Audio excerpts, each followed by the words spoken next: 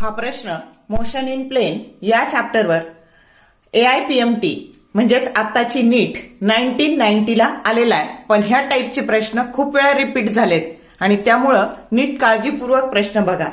The magnitudes of vectors vector A, vector B and vector C are 3, 4 and 5 units respectively. If vector A plus B that is equal to C, the angle between vector A and B is option 1 pi by 2, 2 cos inverse 0.6, 3 tan inverse 7 by 5 and 4 pi by 4. आता आपल्याला दोन वेक्टरची बेरीज A आणि B वेक्टरची बेरीज. A हा 3 दिलाय वेक्टर A, B हा वेक्टर 4 दिलाय, वेक्टर B हा 4 दिलाय आणि वेक्टर C 5 दिलाय आणि A प्लस B काय दिलंय आपल्याला vector A plus B that is equal to vector C.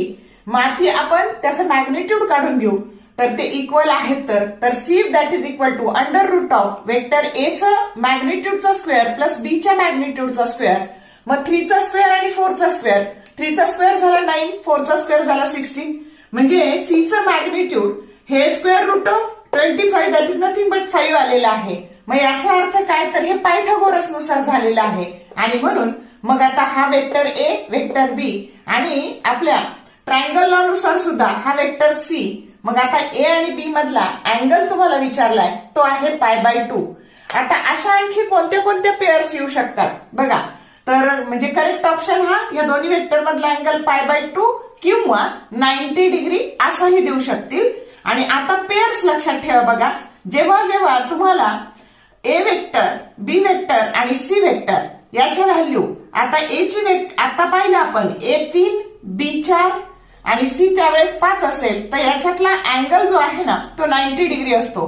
दुसरी पेअर देतात बघा तुम्हाला, हा 6 देतील, हा 8 देतील तर त्यावेळेस हा 10 देतील. त्याच्यानंतर इथे हा 5 देतील, हा 12 देतील, हा 13 देतील. हा पण नीटला प्रश्न आलेला आहे. त्यावेळी सुद्धा यांच्यामधला अँगल हा 90 डिग्री असतो. आणि पुढची पेअर हा 15 देतील, हा 20 देतील आणि त्याची बेरीज 25 देतील. या सगळ्या केसमध्ये अँगल हा 90 डिग्री असतो. हे लक्षात ठेवा. एका सेकंदात उत्तर काढता येतं आणि हा वाला प्रश्न पण नीटला विचारलेला आहे. आणि हे ट्रायंगल पायथागोरस ट्रायंगल तुम्हाला खूप वेळा उपयोगी येतात. त्यामुळे नीट लिहून ठेवा आणि नीट लक्षात ठेवा. आता याच्यामध्ये असंही होऊ शकतं 4 आणि 3 आणि 5 असं दिलं तरी काही फरक पडत नाही. तुम्हाला A 8 दिला, B 6 दिला तरी काही फरक पडत नाही. म्हणजे हा सिक्वेन्स याच्यात A आणि B च्या व्हॅल्यू इकडून इकडे दिल्या तरी काही फरक पडत नाही.